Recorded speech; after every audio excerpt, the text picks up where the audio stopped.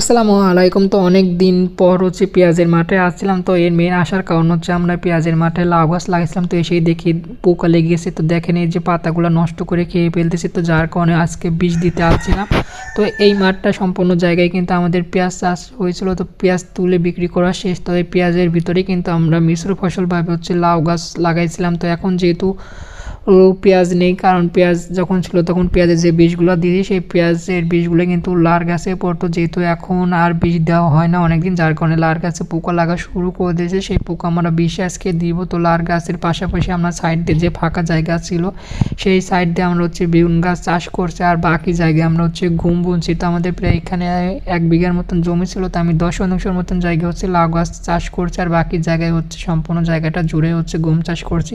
তো আমাদের সাথে আশপাশে যত মানুষ পেঁয়াজ চাষ করে তারা সবাই আমাদের এদিকে হচ্ছে গম চাষ করে। তো আমাদের এদিকে পেঁয়াজের ভিতরে কিন্তু শুধু লাউই চাষ করে না, অনেকেই হচ্ছে পটল চাষও করে থাকে। তো পটল একটু ঝামেলা বেশি, যার কারণে আমি লাউই চাষ করেছিলাম, যেহেতু আমি এতটা সময় পাই না।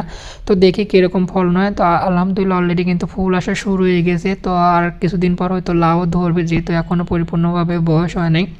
তো দেখেন এই যে মাঠটা কত সুন্দর, কিন্তু গম অলরেডি কিন্তু জ্বালিয়ে গেছে আমাদের মাঠে। তো আমরা প্রায় এখানে এখন 20 শতাংশের মতন জায়গায় গম বুনছি। তো আমাদের চরের ওই পার আরও জমি আছে, সেখানে এখনও পেঁয়াজ তোলা বাকি, যার কারণে সেখানে গম এখনও বুনি নাই।